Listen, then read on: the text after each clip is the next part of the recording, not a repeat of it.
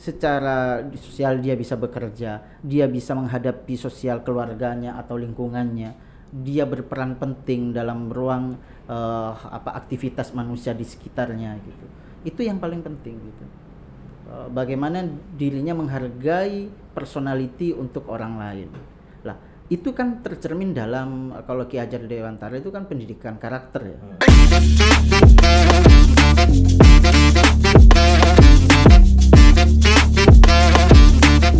Saling bermain, ayo main.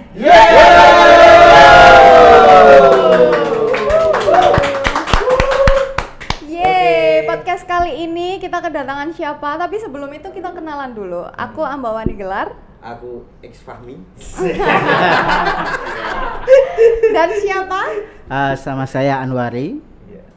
Oke. Nah, malam ini spesial ya, karena Anwari ini sebenarnya seorang seniman yang bagi saya punya kemampuan yang di luar nalar gitu kan. Waduh. Ada anehnya juga, ada anehnya.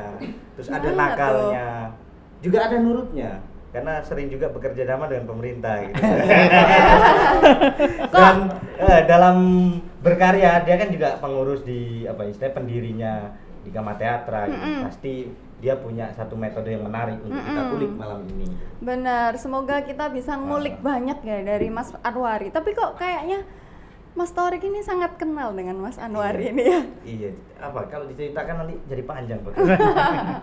Karena Mungkin liku-liku kehidupan juga ada di mungkin Anwari. Mas Anwari sendiri ya yang menceritakan siapa sih Mas Anwari ini?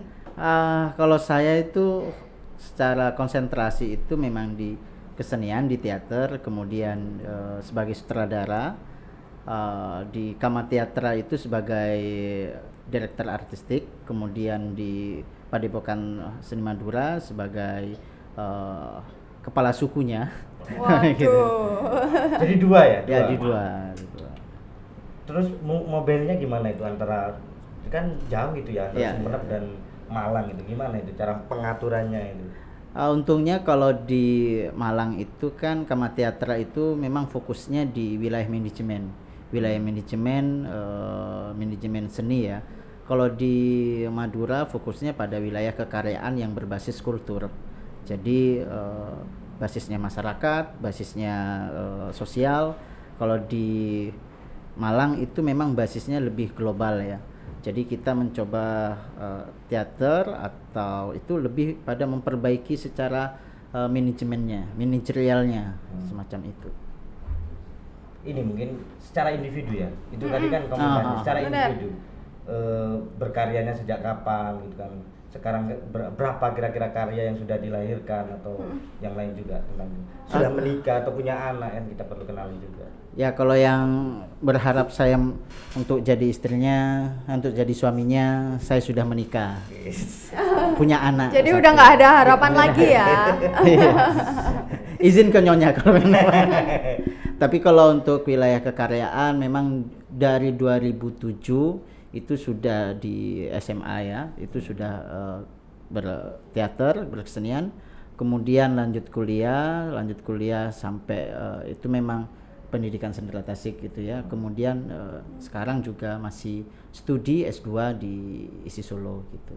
Dan secara kegiatan kita dan teman-teman di komunitas saya dan saya masih bersenian secara sosial.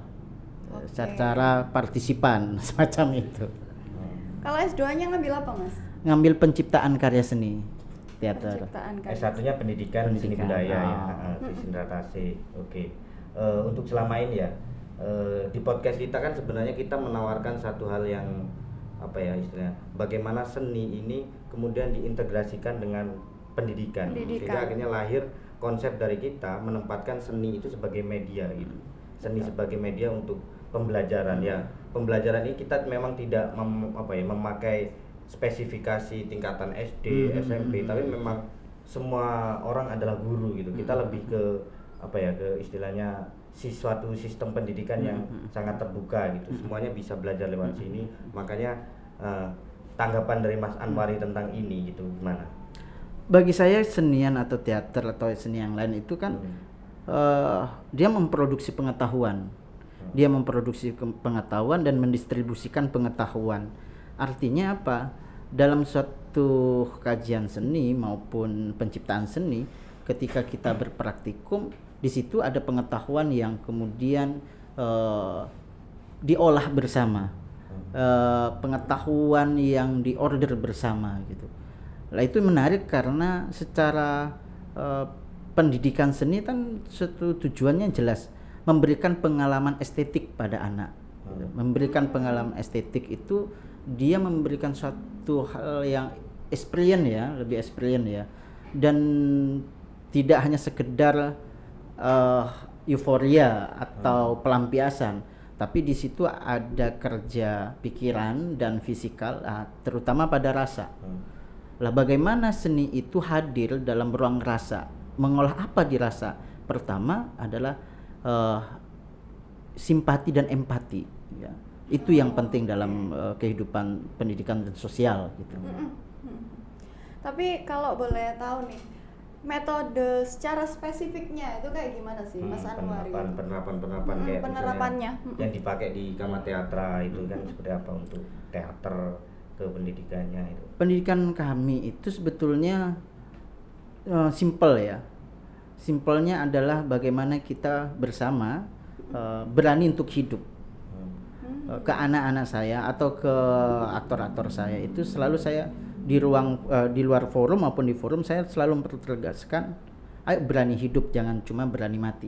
Berani mati gampang, tapi berani hidup atau berani untuk melangsungkan hidupnya teman-teman, itu yang penting.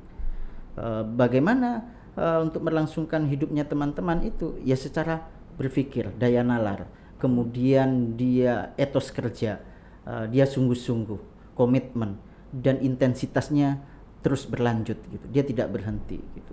Itu yang kemudian walaupun nantinya mereka atau teman-teman yang bersama saya itu tidak menjadi seniman, tapi secara di luar itu di sosial dia bisa hidup gitu, dia bisa menjadi seseorang yang tidak harus di senian ya. Secara di sosial dia bisa bekerja, dia bisa menghadapi sosial keluarganya atau lingkungannya, dia berperan penting dalam ruang aktivitas manusia di sekitarnya gitu. Itu yang paling penting gitu. Bagaimana dirinya menghargai personality untuk orang lain. Lah, itu kan tercermin dalam kalau Ki Hajar Dewantara itu kan pendidikan karakter ya. Itu panjang kalau kita lihat dari sejarahnya bagaimana orang luar menganggap kita itu primitif gitu ya. Primitif itu dari kata primata itu adalah hewan gitu. Nah ini kan tidak dipahami secara keseluruhan bagaimana pikiran kita terbuka untuk melawan itu. Salah satunya pendidikan gitu. Pendidikan itu kan diolah pikirannya gitu. Tapi bagaimana menyeimbangkan secara kemanusiaannya, itu rasa, empati dan simpatinya itu yang penting. Jadi kalau saya menyimpulkan ini satu konsep yang ditawarkan Mas Anwari di teater itu kayak kamu belajar teater itu bukan untuk menjadi seniman. Iya. Kamu bisa jadi seniman atau apapun, tetapi bekal dari teater itu adalah pendasaran hidup, kebertahanan hidup. Dalam sekali ya. Jadi poinnya itu. Iya. Poinnya itu. Ya rata-rata kalau 1 minggu itu kalau teman-teman itu latihan sama saya itu sekitar 1 bulan. 1 minggu pertama itu saya nggak ngelatih secara teori atau praktek teater, tapi saya lebih lepas ke teman-teman. Istilahnya, ayo bantu yang lagi nanam padi, bercocok tanam, ayo bantu bersih-bersih, ayo bantu mereka hadir di ruang masyarakat, aktivitas masyarakat dulu gitu. Baru setelah 1 minggu baru kemudian baru latihan teater atau metode-metode teater. Artinya apa? Kemanusiaannya dulu dikembalikan. Kepentingannya untuk menjadi suatu, saya pikir kan senian itu hari ini kan cuma pada sensasi dan sensasi dan eksistensi gitu. Lupa pada dasarnya itu apa? Esensi gitu. Lah, kadang sekarang penuh dengan sensasi untuk menuju eksistensi secara personal maupun komunitas atau atau koloni gitu. Tapi secara esensi belum, dia tidak melampaui itu gitu. Kalau ini Rusdi Matahari almarhum itu dalam bukunya itu kan menarik gitu. merasa pintar bodoh saja nggak punya gitu. Nah, itu iya. Benar. Tapi itu yang kadang saya mencoba ayo grounded lagi teman-teman, lebih menggrounded lagi, lebih membumikan lagi, membumikan diri. Artinya apa? Membaca ulang kemudian menafsir ulang itu penting untuk secara pikiran dan rasa gitu. Itu bagi saya itu pendidikan gitu. Ya. Pendidikan dalam ruang komunitas teater di saya gitu. Kalau untuk hanya mengejar suatu estetika pertunjukan kemudian membuat suatu produk yang wah, bagi saya itu kan udah banyak gitu ya. Iya. Berarti kayak semacam stimulusnya itu Iya, dulu iya, ya, iya. mengaktifkan kepekaan di lingkungan sekitar. Wah, keren sih. Oke, ini An. Oke, kita ngomongin kebertahanan hidup ya. Di Kamar Teater artinya yang metode yang kamu terapkan itu soal bagaimana metode untuk bertahan hidup, cara hidup, karakter banget gitu. Nah, tapi ada satu problem yang sebenarnya memang tidak bisa dilepaskan dari itu adalah ranah finansial. Nah, kita tahu di pendidikan pun juga secara ekonomi di Indonesia sangat minim. Yang di luar PNS, gitu kan, yang di luar PNS. Kemudian seniman juga nggak ada sertifikasi, nggak ada apa, gitu kan. Artinya ya kita oke lah untung-untungan kalau memang seninya ini nanti karya seninya kayak lukisan bisa laku, patung bisa laku. Tapi kan banyak jalan kita mencari ke apa ya keuntungan di dalam berseni itu kayak kita dapat funding dan lain sebagainya. Nah, itu gimana itu cara kamu untuk menerangkan kepada apa ya istilahnya para peserta yang kamu didik gitu kan. Nah, seperti apa ini? Saya bilang ke teman-teman itu, ke komunitas saya itu bahwa tidak kalau dulu kan memang dibatasi ada pilihan hidup di kesenian atau menghidupi kesenian. Kalau sama saya itu nggak berlaku hari ini. Itu kayak iya. Hidup-hidupilah organisasi, tapi jangan mencari hidup di organisasi. Kalau saya itu jelas ketika kita menghidupi kesenian akan menghidupi saya. Ketika saya merawat senian merawat saya. Sama seperti ketika saya menghidupi istri saya, istri menghidupi saya. Ketika saya merawat istri saya juga merawat saya. Artinya dia simbiosis mutualisme. Dia tidak terpisah. Kenapa? Karena memang sebagai seniman ya lagi-lagi kan kuncinya bagaimana meningkatkan kualitas ekonomi seniman. Bagaimana meningkatkan kualitas sosial seniman, bagaimana meningkatkan kualitas hidup seniman atau meningkatkan kualitas karya seniman. Kuncinya itu adalah pola pikir. Kuncinya itu adalah pengetahuan, ilmu. Bagaimana mencari itu? Ya di pendidikan. Bagaimana kayak kita di pendidikan saja itu seni teater atau senian itu kan jadi pilihan yang nomor sekian kan. Dan ketika ditanya untuk apa bersenian, untuk jadi seniman, jadi pemain ludruk, jadi apa bisa makan. Itu tidak ada kebanggaan dalam dirinya. Ketika saya atau teman-teman ditanya ya sama supir angkot atau dalam angkot itu kerja apa mas? Untuk ngakui dirinya sebagai seniman kok sungkan gitu, kok nggak enak gitu. Ngakui sebagai seniman apa mas? Seniman teater pak. Teater itu kayak apa mas? Ya kayak yang ludruk-ludruk gitu pak. Akhirnya kan menjawab kayak gitu. Karena tidak ada suatu persepsi yang dibangun secara bersama. Lah padahal gitu ya, kita tidak diajarkan dari SD SMA gitu. Lah Bung Karno saja dalam pembuangannya itu di NDD Bengkulu dia mendirikan mendirikan tonil, mendirikan suatu teater, pertunjukan teater gitu. Di ND dan di Bengkulu. Sekitar ada 12 atau 19 naskah yang diinikan. Lah artinya apa? Salah satu pendiri bangsa kita itu juga berteater gitu. Berkesenian gitu. Tapi kok kita secara personal generasi hari ini itu kok nggak percaya diri gitu. Padahal teater maupun itu bagi saya itu kan suatu media ya. Media untuk mentransformasikan pikirannya lewat ini ya, lewat suatu pentasan ya atau lewat suatu karya gitu. Dia mencoba mengaktualisasikan ide dan gagasannya ke publiknya gitu lewat satu visual maupun audiovisual gitu. Lah, itu yang penting gitu. Bagaimana seni itu bisa mempengaruhi secara rasa emosionalisnya. Tidak hanya secara pikiran ya, tidak hanya secara di eksistensial ya. Artinya kesenian hari ini itu harus jelas visi misinya, tujuannya apa gitu. Jelas kalau di beberapa teater-teater yang lahir dalam era zaman dulu kan dia jelas gitu. Untuk apa, untuk siapa karya ini. Lah terus mereka berpikir itu dapat diperoleh dari mana? Pendidikan lagi-lagi. Bagaimana pendidikan kita itu harus bisa meluaskan wacana, memberikan tafsir, memberikan kerangka berpikir yang daya nalar gitu.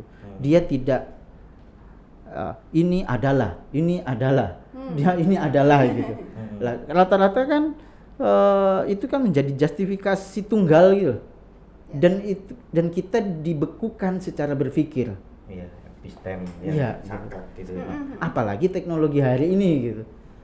Kita apa yang kita lihat, apa yang kita serap, kemudian itu yang kita lontarkan gitu. Dia tidak lewat suatu kajian dulu, dia tidak diseleksi oleh pikiran mana yang betul-betul mendekati yang benar atau mendekati yang kesalahannya gitu. Nah ini tidak gitu, tidak ada, karena kan berpikir itu kan sebetulnya daya saring gitu, alat untuk menyaring suatu informasi, suatu pengetahuan yang akan menjadi bekal kita ke depan, bersosial, bekerja, mencari uang atau apa gitu. Nah ini enggak gitu. Ini kadang saya pikir pendidikan kita itu juga penting untuk mencoba lebih luas pada tafsir ya, membebaskan tafsir gitu.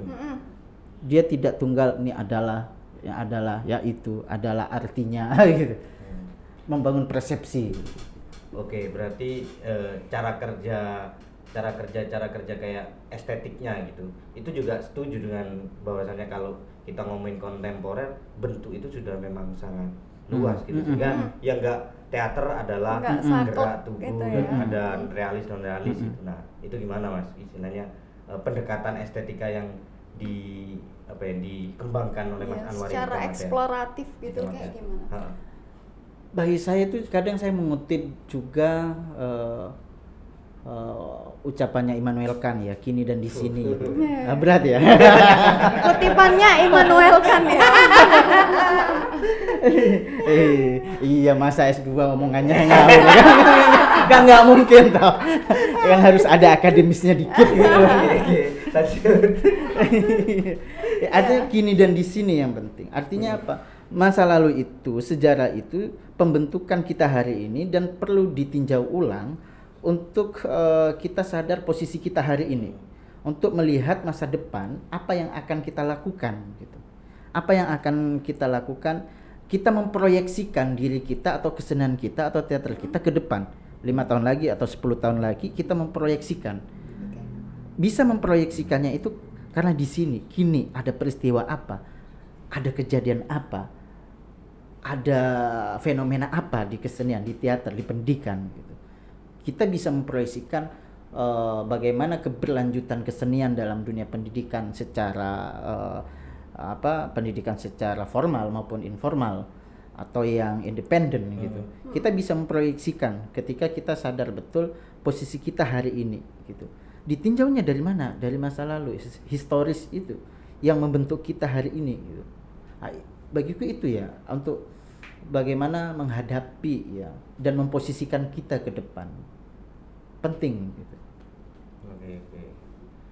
Mungkin juga terkait dengan ini ya, pendekatan yang kerap dilakukan gitu. Artinya kan kalau saya membaca beberapa kelompok-kelompok teater itu secara estetika dia punya karakter gitu. Yang komunitas ini yang selalu membawakan realis gitu kan. Kemudian kelompok ini yang non realis. Juga ada satu karakter yang menurutku memang ini yang perlu digerakkan, yang enggak hanya soal bentuk, tapi konteks yang dibawa gitu. Nah, ada yang mungkin geraknya ke lingkungan, kemudian ada yang ke kritik sosial gitu-gitu. Nah, kalau Kamma Teatra sendiri sejauh ini seperti apa yang dicoba? Kamma Teatra itu betulnya secara visi misi itu meningkatkan kualitas hidup seniman. Itu dulu Kamma Teatra itu. Tidak jauh-jauh harus ngomong tentang tentang sosial, tentang lingkungan, tentang apa. Kita mencoba memperbaiki suatu, karena manajemen ya, kita mencoba bagaimana ya caranya kualitas hidup seniman ini meningkat ya, berkualitas gitu. Ya lagi-lagi ketika hidup seniman, kualitas ekonomi seniman, kualitas karya seniman, kualitas sosial seniman, itu 3 hal itu yang akan mendorong. Nah, kalau 3-tiganya itu bagi saya itu kehadiran seniman di sosial akan berpengaruh gitu. Dia punya visi misi yang jelas ketika berkualitas. Kehadiran seniman sebagai manusia di lingkungannya gitu. Menjadi ambigu sekali ketika kita menjadi seorang seniman yang bekerja secara estetik, keindahan atau apa, tapi buat masih nyampah gitu ya, masih buang sampah, ngomongin sampah di atas panggung, tapi sehari-hari kita masih nyampah. Ngomongin korupsi di atas panggung, senimannya masih korupsi. Itu kan ambigu gitu. Itu memang berat. Iya, artinya itu bagi saya harus diperbaiki secara mentalitas senimannya dulu nih. Oke. Visi misi senimannya dulu apa? Untuk apa? Untuk siapa dia berkesenian? Untuk berteater? Untuk apa dan untuk siapa karya ini gitu? Karena kan publik itu kan tingkat pengetahuannya beda-beda. Apalagi bentuk keseniannya kan beda-beda. Ada yang absurd, ada yang realisme, ada yang eksperimental, ada yang kontemporer. Dan tingkat pengetahuan penonton itu publik kan beda-beda nih. Ada yang SD, SMP, SMA, ada yang kuli, ada yang DPR, ada yang tukang cukur, publiknya itu kan beda-beda. Bagaimana hari ini kan yang beredar itu kan yang paling set spesifik gitu loh. Pementasan atau karya yang lebih spesifik gitu. Seperti halnya kayak Kamar Teatra coba lakukan kita garap satu karya kok ini berhubungan dengan petani nih, pentasnya di sawah nih, kok tentang tani nih, tentang tanah. Kemudian produser sama tim mensepakati bahwa pementasan ini nantinya publiknya khusus karyawan dinas pertanian atau departemen pertanian, mahasiswa pertanian, kelompok tani, kemudian petani, dosen pertanian. Akhirnya ketika mereka nonton, mereka tidak ngomongin lagi apa yang dipentaskan, tapi problem yang ada di petani gitu. Bagaimana si kelompok tani dan petani ini bisa berdialog dengan karyawan departemen pertanian yang menonton, bagaimana mahasiswa mendapat data untuk perkuliahan pengetahuannya secara real. Ini kan saling terhubung gitu. Apakah itu bisa gitu? Apakah pentas yang berhubungan dengan perjuangan atau kemerdekaan, kenapa tidak dipentaskan di akademi militer, akademi kepolisian gitu, lebih spesifik gitu. Dia tidak artinya langsung masuk secara pikiran dan rasa gitu. Begitu dekat, begitu experience dengan publiknya gitu. Itu sih bagi saya. Nah itu saya beberapa kali memang melihat pertunjukannya Mas Anwari, istilahnya teater-teater yang dia garap gitu. Nah memang menariknya kemudian, ya ini yang perlu mungkin juga historisnya juga perlu dibahas ya. Kenapa secara eksplorasi bentuk oke lah, Anwari sudah melalui itu untuk bentuk di teaternya, estetikanya udah melalui itu. Tapi yang menarik dari Anwari adalah metode yang ditawarkan. Dia mengajak mbahnya di pentas gitu kan, mengajak bapaknya, mengajak ibunya itu. Nah itu apa yang istilahnya menginspirasi apa yang historisnya, ada di benaknya Mas Anwari? Secara historisnya mungkin panjang gitu. Kenapa? Ya. Lagi-lagi kan juga bagaimana pendidikan itu mengorder pengetahuan gitu ya. Saya kuliah di teater gitu ya, di Surabaya gitu, dan secara fasilitas itu ada gitu. Bagaimana standarisasi panggung, standarisasi publik, standarisasi manajemen itu sudah ada gitu. Panggung sudah ada, manajemen ada, aktor pun ada. Tapi ketika kembali ke desa,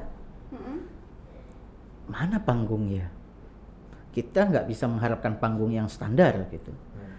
Terus pemainnya siapa nih? Nggak ada aktor yang memang dia tiap hari latihan aktor nih. yang olah tubuh, yang olah vokal A I U E O tiap malam gitu kan. Mana nih ya? Akhirnya saya melihat ulang. Oh ternyata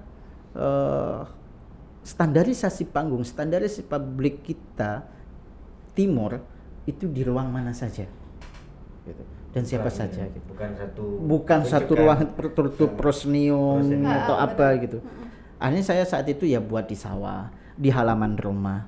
Aktornya siapa? Ya tak ajak nenek buyut, paman, kemudian sepupu. Tak ajak secara pendekatan sosial gitu. Pendekatannya lebih humanis gitu. Dan mereka lebih lebih enjoy. Dan mereka bisa memberikan masukan seperti halnya kalau ke sana itu nggak bawa rumput itu nggak ada alasan gitu. Udah ada alasan tuh. Lebih masuk akal gitu. Artinya mereka memberikan saran. Setiap latihan kita ditonton gitu. Setiap latihan ditonton. Kemudian ada suatu saat itu yang menarik itu kita gladi bersih. Gladi bersih. Tahu-tahu ada bapak-bapak tetangga gitu. Paman saya juga bawa sapi jantan. Aku baru beli sapi nih di pasar, bisa nggak pentas juga masuk gitu? Langsung bisa man, bisa gitu. Sapi-sapinya ajak pentas di atas panggung itu. Artinya kalau mau nolak ya gimana ya? Ya artinya aku juga menjaga kehadiranku ke depan di sosial. Bisa-bisa dibacot potensi ini ya dikeluarin dari grup WA.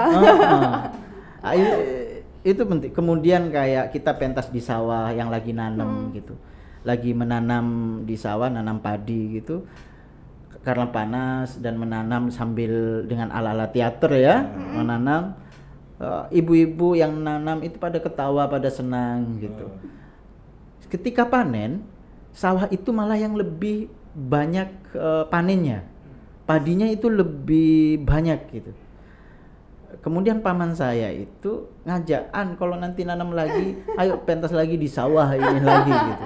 Lah saya mikir, apakah saat ibu-ibu atau saat nanam itu kalau bahagia tanamnya juga ikut bahagia. Tapi kalau saat nanam kena panas, lapar, mengkerutu, tanamannya juga ikut tidak suka juga ya disentuhnya kayak gitu. Nah, itu menarik ya, perlu dikaji ulang seperti kayak di Jepang bagaimana di musik jazz ya, didengerin di sawahnya, di padinya gitu. Itu kan salah satu pengetahuan gitu. Dikaji bagaimana frekuensi mempengaruhi tumbuh kembang makhluk atau tumbuhan gitu. Nah, problemnya kan hari ini seni hanya sebagai ruang ekspresi, kemudian hanya menjadi ruang tontonan dan kenikmatan ditonton saja gitu. Tapi tidak bisa dipahami sebagai memproduksi pengetahuan. Bagaimana kesenian ini bisa nggak ya dia menjadi ruang pengetahuan bersama? Bisa nggak ya kita bisa gali suatu pengetahuan yang mungkin dia tidak ada hubungannya dengan seni, tapi kebermanfaatannya di luar seni itu ada gitu. Itu yang distribusi pengetahuan seni. Masuk serbuk kayu.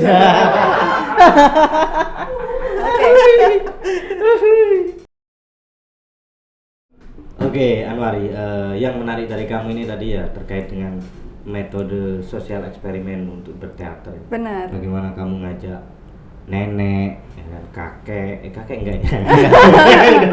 Ngajak sekeluarga lah pokoknya ya. Paman ya untuk bermain pentas. Artinya kan ini ada istilahnya tabrakan, kontradiksi dengan metode-metode yang sebenarnya diterapkan di akademik teater gitu, ataupun di sanggar-sanggar. Karena satu hal yang diperlukan untuk menjadi seniman teater, olah tubuhnya harus begini sampai latihan olah tubuh sampai muntah. Iya benar. Pernafasan itu kan macam-macam gitu. Artinya kemudian kamu di masyarakat justru metode ya kan nggak bisa diterapkan gitu. Ya sebetulnya kita harus memang sebagai seniman itu fleksibel gitu. Dalam konsep diriku sebagai seniman itu kan harus punya power, balancing dan flexibility gitu. Lah di wilayah itu harus fleksibel, tidak hanya pada fleksibel secara fisik gitu ya, tapi dia harus juga sebenarnya harus fleksibel secara pemikiran, secara rasa gitu. Lain menarik ketika sebetulnya saat awal-awal saya mau kuliah itu sama bapak, itu saya ditentang sampai diusir. Sampai alasannya itu udah miskin mau dibuat miskin lagi. Saat itu kan saya, Pak tolong pinjamkan 5 juta untuk daftar ulang. Itu langsung marah toh. Tapi pakai bahasa Madura gitu. Udah miskin mau dibuat miskin, udah kerja bertani saja, bercocok tanam atau nikah aja. Karena kan tradisinya rata-rata di desa itu SD, SMP, SMA lulus itu sudah nikah gitu. Perempuannya itu gadisnya SD sudah dinikahin, kemudian SMP selesai SMP dinikahin. Biasanya cowok-cowok itu selesai SMA wis nikah gitu ya. Artinya dan di lingkungan saya sendiri di ini yang kuliah cuma ada 3 apa 2 gitu. Bisa dihitung jari. Bisa dihitung jari. Dan yang bisa berbahasa Indonesia cuma ada beberapa gitu. Lah ini artinya apa? Wah, itu saya diusir betul tuh. Diusir, kamu bukan anak aku lagi, minggat kamu, jangan pernah nginjakin tanah. Lari. Gitu, lari. Kemudian ada, karena memang jalannya untuk kuliah gitu ya, cari pinjaman ke guru-guru, terus akhirnya kepala sekolah saat itu man gitu itu memberikan pinjaman bisa kuliah. Pulangnya saja itu saya ke rumah itu 2 tahun. 2 tahun setelah di Surabaya setelah itu saya pas dapet rezeki dari berteater di Jakarta itu, kemudian ibu mau operasi gitu toh, operasi gondok gitu, lama kok nggak dioperasi, masih dulu itu pakai surat kuning gitu toh. Kemudian saya punya rezeki, punya duit itu finansial, bapak ini duit operasi langsung gitu, secara manual, secara tanpa surat kuning gitu, langsung di operasi. Itu baru bisa ngobrol secara enak sama bapak itu. Gimana Surabaya? Aman. Gimana keripikmu bapak? Bisnis keripik mulai. Jadi itu lah, setelah lulus kuliah malah bapak, ibu, paman, nenek, bu dan lingkungan itu malah yang bersenian, ikut berkesenian. Malah yang paling mensupport itu sekarang itu kayak bapak yang pernah ngusir pakai celurit, ngusirnya itu pakai celurit, nggak main-main gitu. Itu dipegangin bapak itu sama paman sama si ibu gitu, nenek yang suruh lari-lari. Itu experience yang bagi saya itu kan, saya terlahir di pondok gitu. Ketika saya diusir, nggak direstui, kan jadi beban loh. Kalau nggak ini kan restu orang tua gitu, kau nggak akan berhasil. Itu menjadi beban dalam pikiran itu saya. Tapi dengan keyakinan, kesungguhan itu bisa membuktikan. Kemudian Tuhan itu membalikan semudah itu gitu. Dan bagi saya itu senian itu buat bahagia gitu. Berteater buat bahagia, bersenian bahagia. Kita membahagiakan orang lain atau penonton, tapi diri kita itu belum bahagia, ataupun saat proses itu kita nggak bahagia gitu, masih marah-marahan, masih nangis-nangisan, masih jaim-jaiman, masih ngambek-ngambekan dalam proses itu. Padahal kita tujuannya untuk memberikan kebahagiaan atau memberikan suatu katarsis kesadaran, tapi secara personal senimannya masih belum sadar, masih belum bahagia gitu. Ini kan itu dulu yang perlu diatasi secara personal gitu.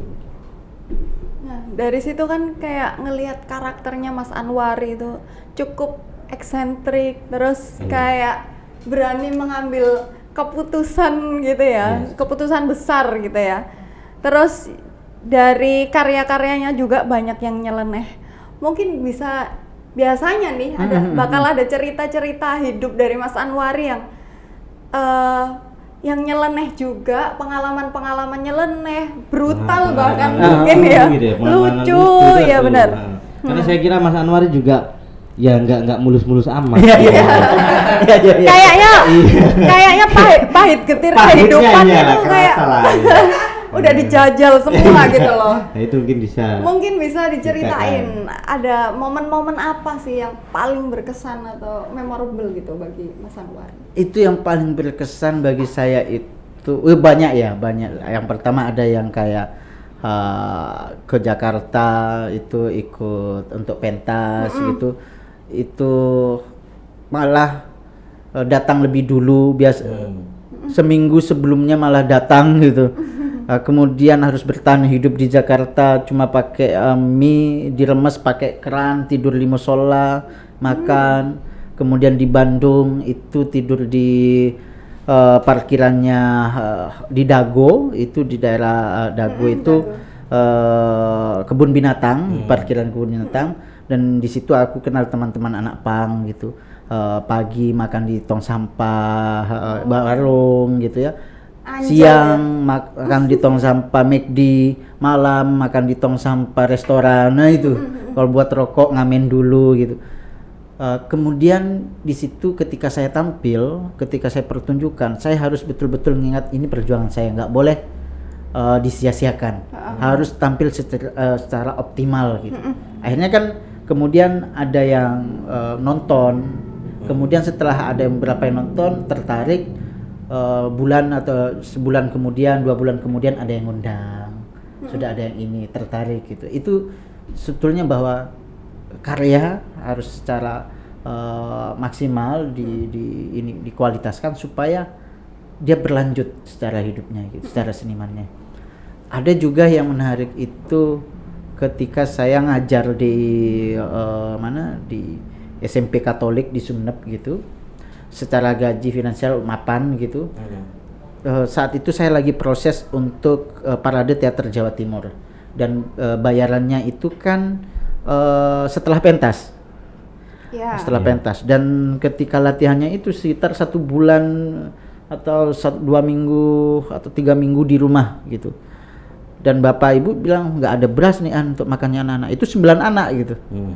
Dan pada akhirnya saya ingat, dan saat itu juga harus DP untuk properti setting, untuk makannya anak-anak, dan untuk buat nyewa properti gitu ya, buat beli batu putih karena saat itu settingnya batu putih.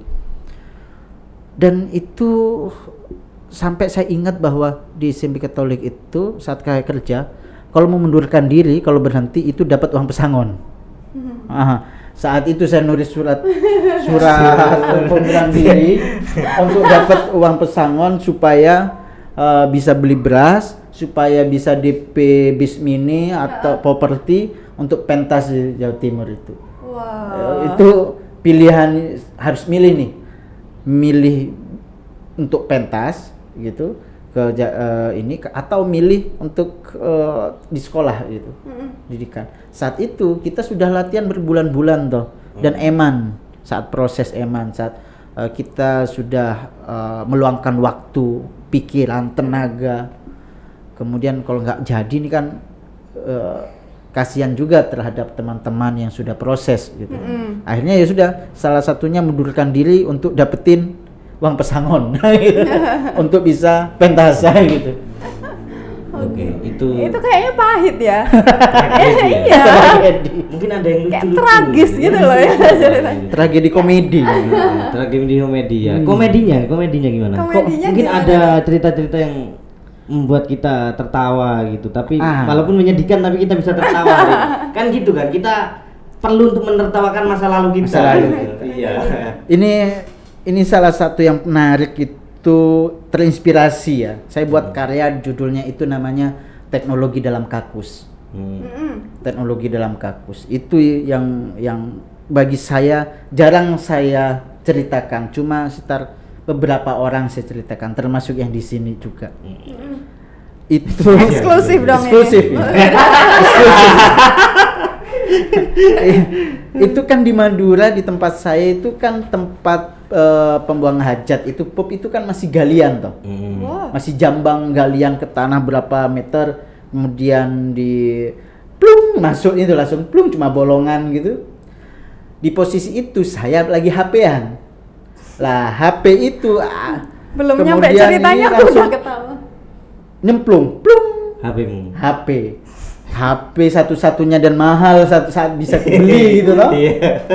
Dari situ nggak mikir cawe, nggak mikir apa, saat ambil palu, mecahin lubang untuk muat itu, ambil tali, turun ke bawah, dan di situ itu penuh dengan kecoa, kelelawar itu. Oh my God.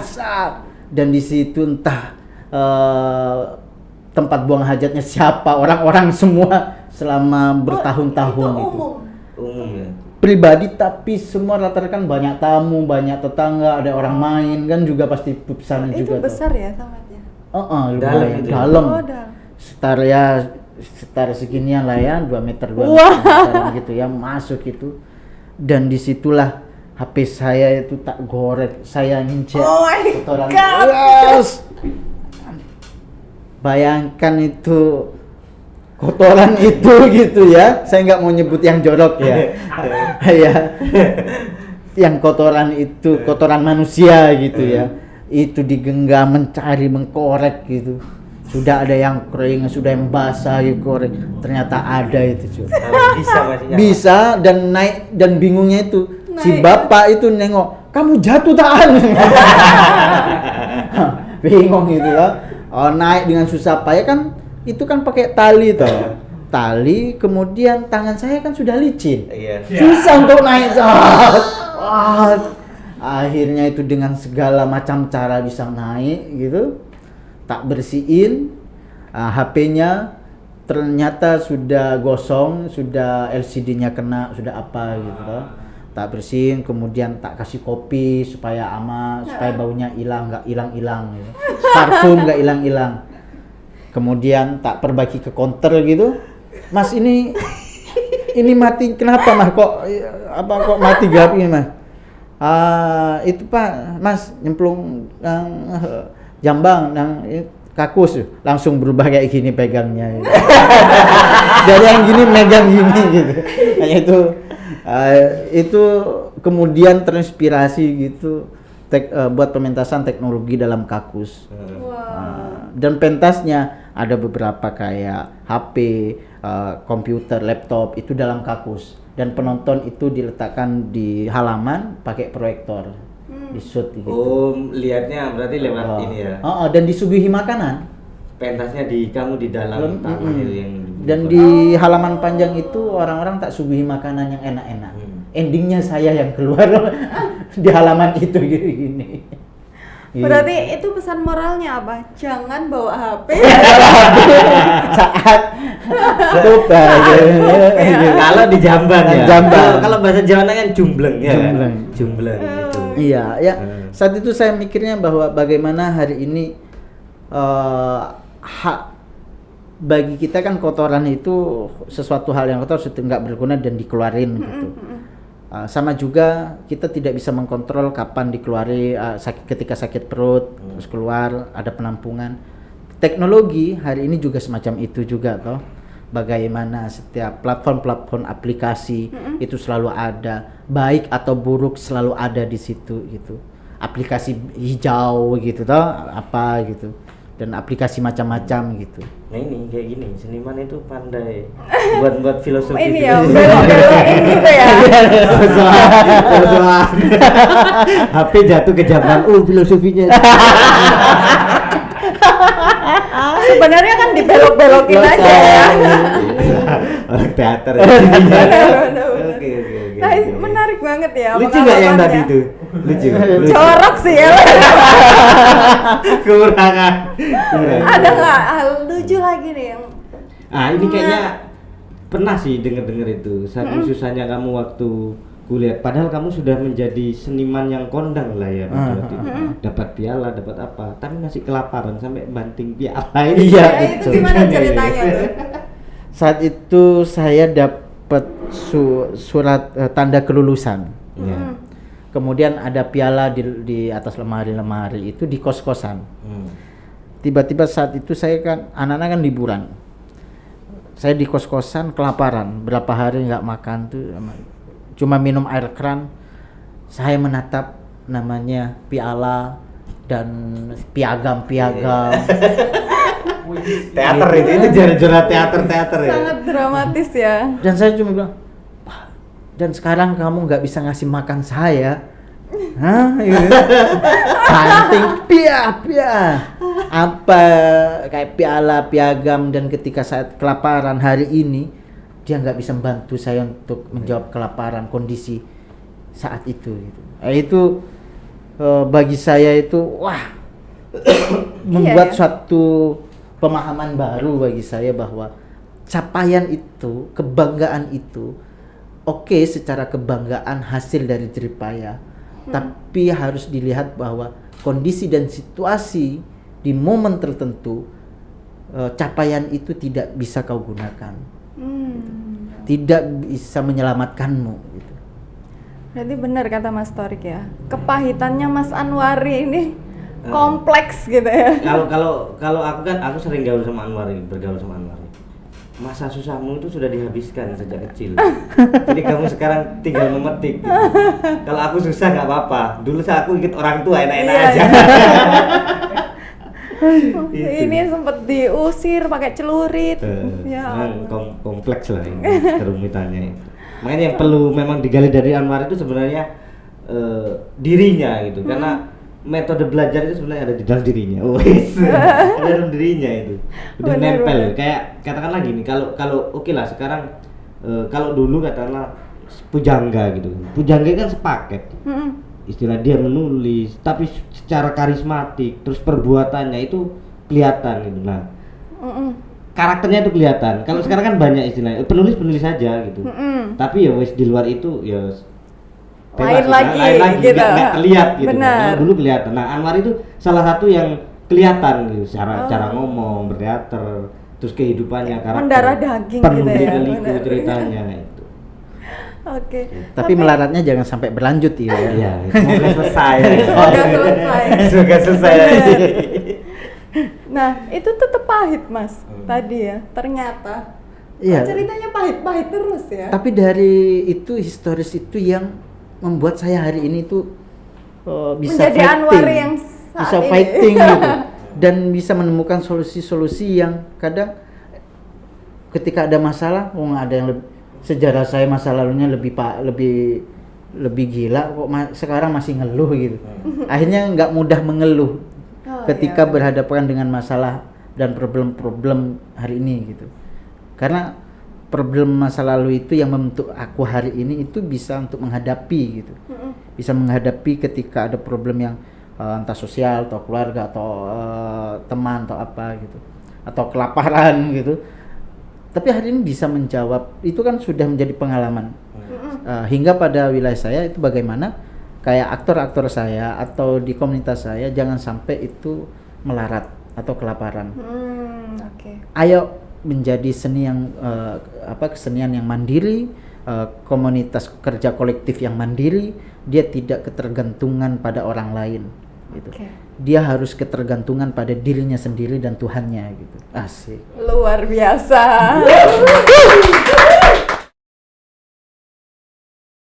Wah, nggak kerasa kita udah ke segmen selanjutnya. Ini karena udah ditunggu ribuan orang di belakang sana ya kan? Iya, aku udah capek sebenarnya. Kena Anwari itu energi. Kena ini ya, berbagai hal kepahitan yang ada di hidupnya Mas Anwari gitu ya. Energiku habis. Oke, langsung aja. Ini nanti ada beberapa penanya. Nanti silahkan perkenalkan namanya, kemudian dari mana, terus pertanyaannya, oke? Silahkan. Oke, ayo. Ya, saya Abu Wafa dari Jogja. Dari Ya, ini komunitas Pranala. Ya, Pranala. ini saya mau tanya mengenai, kan tadi sudah diceritakan kan mengenai semasa sebelum Anwari sampai di titik sekarang sama sebelumnya kan, waktu kuliah atau sebelumnya gitu kan. Nah, yang jadi pertanyaan saya, bagaimana pandangan tetangga sebelum Anwari sukses dan setelah sukses? Itu bagaimana orang tua menjawabnya? Gampangnya kalau orang Jawa itu paido. Iya. Menjawab paido itu bagaimana? Respon orang tua. Wah, menarik. Langsung dijawab aja sama Mas Anwari. Ya, sebelum itu sebetulnya ya banyak sekali ya komentar-komentar netizen netizen lingkungan masyarakat itu wah gila Sinting mau jadi apa, udah jauh-jauh kuliah tapi kok pengangguran, kok nggak jelas, kok gila gitu. Artinya ada anggapan miring dan menjadi banyak isu-isu yang negatif gitu hingga menekan beberapa keluarga gitu ya, terganggu dengan omongan-omongan sekitar. Tapi setelah itu pendekatannya memang pendekatan agak lama gitu. Untuk mencapai itu saya bertahan di sana itu 2 tahun 3 tahun baru bisa mereka paham bahwa profesiku, kerjaanku di kesenian gitu, di seniman gitu. Artinya mereka sudah memahami ketika berdampak juga kepada mereka. Dampak pertama tentu memberikan satu hiburan, kebahagiaan, ruang bertemunya masyarakat. Kemudian secara tidak langsung juga meningkatkan ekonomi lingkungan, ekonomi kreatif. Artinya ketika buat pentas di sana, buat acara di sana, ada orang jualan, ada orang tetangga-tetangga jualan, kemudian kayak jualan yang basisnya masyarakat sana ya, UMKM-an kecil-kecilan ya, dan itu malah mereka ayo kapan lagi buat acara, buat gelaran.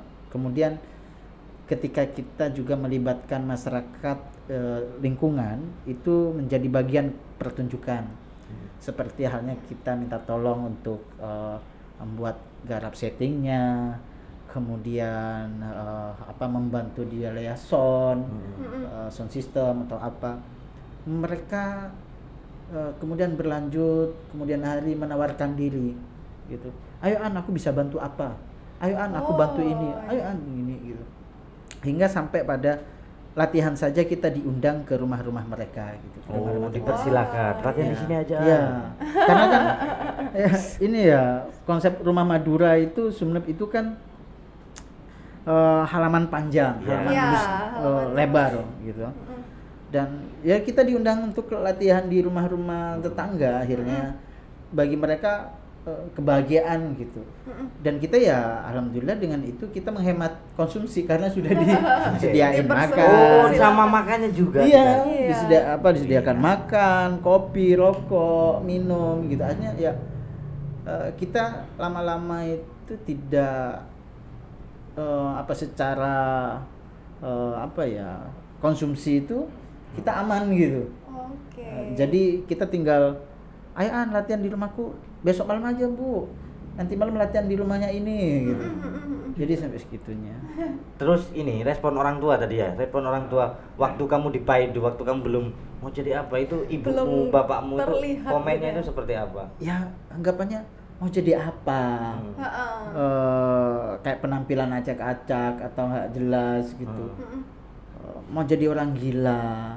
Ibu itu ibumu langsung komen? Ya bapak ya, terutama bapak ya. Kalau ibu kan masih dengan sayang gitu ya ucapin. Tapi kalau bapak orang Madura kan langsung dengan keras gitu ya. Dan itu yang gimana bahasa Maduranya gimana? Bahasa Maduranya bang tipe main ludruk wah ini apa? Ode enggak mau jadi pemain ludruk, tahu hidup kayak gitu. Itu orang gila, Sinting benar. Kayak kamu gila Sinting ngelakuin kayak gitu terus gitu. Tapi lama-lama ketika kita membuktikan secara sosial ya, kita buat pentas gitu secara sosial gitu ya, partisipan ajak teman-teman dari luar kota pentas sana. Wah Anwar kok banyak tamunya ya, banyak ininya ya. Gitu ya. Bule ya kan? Bule. Ya, teman-teman Amerika gitu ya. Apalagi kan ada sutradara dari Amerika. Kemudian itu Ivan, kemudian ada siapa? Ari Rudenko dari Ari ini. Rudenko, ya. Kemudian ada musik juga, terus ada tari Jennifer Rose juga sana gitu. Mereka hidup selama seminggu 2 minggu di rumah gitu, dan wah keren ya itu Anwar itu di tamu-tamunya di jauh-jauh gitu. Itu kan strategi loh, strategi menaikkan harkat martabat di sosial gitu. Di kebudayaan gitu. Oke. Oke, Untuk- mungkin udah terjawab belum sama Iya, sudah. jawabannya? Oke, lanjut Oke, Bang. langsung ke penanya Pertanyaan kedua ya. kedua, Ah, ya. silakan sebutkan nama dulu. Oke, terima kasih. Perkenalkan, nama saya Dimas Tri Pamungkas, saya dari Pranala Institute juga. Mungkin saya akan lebih masuk kepada pendidikannya gitu. Kalau seni aku pikir beyond lah ya, Mas Anwar. Yang saya tanyakan adalah menurut Mas Anwari gitu, genesis dari kata pendidikan itu seperti apa sih? Atau asal muasal pendidikan, asali pendidikan itu seperti apa gitu? Ya. Karena seringkali saya menemukan orang-orang seperti Mas Anwari ini ya, orang-orang yang di luar pendidikan formal itu menggunakan satu metode atau pedagogik yang relevan bagi saya. Kalau saya lihat Mas Anwari ini kan menggunakan atau yang dikenalkan oleh tokoh pendidikan kita Hartila Artu ya, dia menggunakan pedagogik transformatif yang mengkawinkan Ki Hajar Dewantara dengan pendidikan kritis. Makanya Mas Anwari tadi menyebutkan kebebasan, kemandirian dan seterusnya. Nah, yang saya tanyakan tadi itu asali dari kata pendidikan itu menurut Mas Anwari itu seperti apa? Perspektif ya ini. Perspektif ya. Perspektifnya Ya. Mas Ya, Anwari. bagi saya itu secara eskatologis. Harus merepresentasikan mahasiswa S2 ya ini ya. Karena pertanyaannya bahasanya bahasa berat.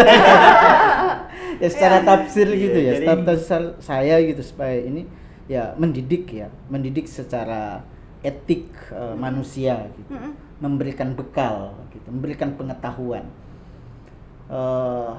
translate ilmu gitu atau skill gitu.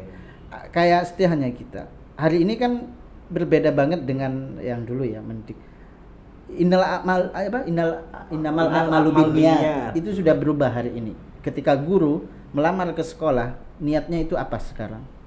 Cari kerja, dapat duit. Iya. Orang dulu niatnya itu untuk memberikan ilmu, memberikan pengetahuan, memberikan suatu skill pada anak itu. Itu beda dengan hari ini gitu. Lah, niatnya yang berbeda. Juga akhirnya capaiannya juga berbeda gitu. Kenapa? Karena ketika niatnya awal dia kerja untuk jadi melamar ke sekolah, niatnya duit, niatnya guru kerja gitu, dia akan lebih fokus ke wilayah itu gitu. Dan untuk berpikir bagaimana pengetahuan itu bisa dicerna, bagaimana pemahaman anak itu bisa berkembang, ini tidak difikirkan gitu. Dia hanya mengajar, ini adalah udah beres, kasih PR selesai gitu. Dia tidak meng-cross check lagi bagaimana apakah pengetahuan ini bisa membuat dia berguna ke depan atau sebagai landasan Bekal hidup. Ya, bekal hidup atau landasan berpikir dia gitu untuk berpikir ke selanjutnya gitu. Nah, ini kan nggak semacam itu gitu. Kalau dulu kan kita ngaji, kita ke madrasah, kita sekolah, guru ya niatnya mendidik gitu, memberikan ilmu gitu, nominal atau finansial itu nomor sekian gitu. Karena hari ini kan beda dengan hari ini beda ya tentang dengan dulu ya. Kalau dulu kan kalau untuk makan saja kita itu langsung ya metik apa, nanam apa, singkong, bayam, langsung goreng, nggak ada minyak, kita masih rebus santan sampai jadi minyak gitu, langsung bisa makan. Hari ini nggak pola pikirnya, makan itu kudu duit dulu baru bisa makan, nah gitu. Masih ada pihak kedua gitu. Kalau dulu langsung gitu. Lah ini jadi problematik dalam sistem kita gitu. Lah bagaimana mengembalikan sistem pendidikan pada, aku pikir selalu back to basic, kembali ke kultur. Kembali ke kultur itu apa? Ayo kaji lagi kultur kita. Oke, dulu itu timba yang nyamperin sumber toh, mata airnya toh. Bukan mata air yang nyamperin kita toh. Tapi sekarang kan sudah beda, udah ada sanyu gitu. Udah ada sanyu gitu. Sedot terus nyamperin gitu. Lah, situasi dan kondisi itu yang kemudian mengubah paradigma hari ini ya, mengubah pemikiran hari ini sesuai kebutuhan. Apalagi dunia pendidikan gitu ya. Saya selalu berharap kunci dari krisis manusia hari ini ke depan, entah krisis negara, krisis alam, entah krisis apa, semua itu di pendidikan. Artinya apa? Hari ini tidak secara lembaga yang artinya yang memegang kekuasaan atau apa. Kita buat anak-anak ini, anak-anak dari SD, TK, SD, SMP, SMA yang kuliah hari ini, dia yang akan menjadi pemangku jabatan ke depan, yang memang yang punya kuasa untuk mengelola gitu. Kita jangan menunggu, kita ciptakan gitu. Kalau kita menunggu sesuatu kan sampai kapan? Seperti menunggu Godot nggak datang-datang gitu ya. Kita ciptakan Godotnya gitu. Kita ciptakan satu yang kemungkinan akan menjawab tentang, masa dari 100.000 orang, 1.000 anak tidak ada 1-2 yang akan muncul.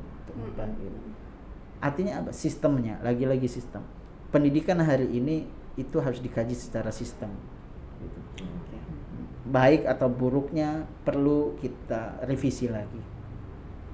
Gitu. Saya ingat sama konsep pendidikan perbankan yang di pendidikannya yang tertindas Paulo Freire itu. Nah itu kan kalau Anwari tadi ngomongnya soal bagaimana timba yang nyamperin mata air gitu kan. Nah kalau yang dikritik oleh Paulo Freire kan sebenarnya juga sistem pendidikan perbankan itu anak-anak didik itu kosong tadinya. Jadi akhirnya didoktrin, dimasukin aja cukup gitu. Jadi akhirnya mereka jadi cetakan dulunya, bukan satu-satu explore. Itu yang jadi kritik oleh tokoh itu. Nah makanya kemudian mungkin memang ya akhirnya ya kita untuk mata air sekarang punya sanyu. Nah kita cari sanyunya gitu ya. Apa sistem sanyunya ini ya kan, supaya lebih enak itu. Terus tadi kan juga Mas Anwar ngomong soal niat ya kan, niatnya cari duit. Kalau niatnya seimbang itu gimana Mas? Oke, karena ya tidak bisa dipungkiri saya sarjana pendidikan, misalkan seperti itu kan. Ya otomatis ya ini hidup saya di sini nanti gitu. Artinya kan harus berimbang. Oke, saya ada niat memang untuk mendidik, untuk menciptakan masa depan gitu untuk anak-anak, tapi juga bagaimana saya juga terjamin hidup. Iya, betul. Bagi saya itu pekerjaan paling ikhlas bagi saya nih ya. Cuma ada 3 bagi saya nih. Petani, nelayan, seniman. Lah guru gimana guru? Tetap masuk ya seniman ya. Situasi kondisinya itu sudah berubah. Gitu. Kalau petani itu kan dia tiap hari, tiap pagi sampai sore tidak ada hasil, dia ke lahannya, dia ke sawahnya. Tiap hari nelayan pasti ke laut, dapat hasil tidak dapat hasil itu pasti ke laut, menentang badai gitu. Siapa tahu di badai itu ada di tengah laut, dia tetap akan melaut gitu. Sama kayak seniman itu ya terus berkarya, ada hasil tidak ada hasil dia tetap berkarya gitu. Bukan pada hasil, tapi bagaimana proses itu yang menciptakan hasil. Lah problemnya kan hari ini kan semua yang penting hasil. Nah, prosesnya kalau tidak berkualitas, mana ada hasil yang berkualitas. Benar. Tapi juga ada yang ngomong, yang penting prosesnya, hasil belakangan.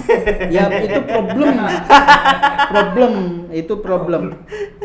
Bagiku itu dua-duanya penting. Hasil penting, tapi itu harus didasari oleh proses yang optimal ya. Kalau maksimal mentok, kalau optimal dia terus memperbaiki prosesnya gitu. Jadi ini ya ada pepatah itu. Kata-kata pepatah itu kan karena kita nggak bisa nyebutin tokonya siapa, lupa. Jadi pepatah aja. Siap Prof. Kita tidak akan memanen apa-apa kalau kita tidak menanam apa-apa. Iya, betul. Makanya seniman bagi saya itu kalau dia di kesenian berasal bagi saya itu karena cinta gitu. Semua dari cinta. Ketika kita cinta sesuatu itu kan pasti di awal-awal saat pacaran itu kita kan berkorban waktu, korban pikiran, korban perasaan, korban tenaga, korban finansial, semua berkorban untuk sesuatu yang dia cintakan gitu. Kemudian setelah pacaran, setelah tunangan nikahi, bahwa perempuan ini, kesenian ini akan mendampingiku seumur hidup gitu.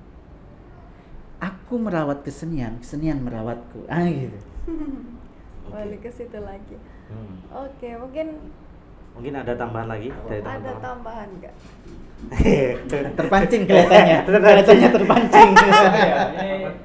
Ini aku menyambung dari pertanyaan yang pertama, kedua dan barusan ini ya. Jadi anggaplah ini kamu gagal menjadi seniman. Kan sekarang sudah sukses kan ya. Alhamdulillah. Anggaplah kamu gagal menjadi seniman. Profesi apa yang kira-kira pantas untuk kamu? Profesi apa yang pantas? Yang kamu inginkan? Profesi jadi bapak yang baik. Kurang jelas. Kurang spesifik. Iya.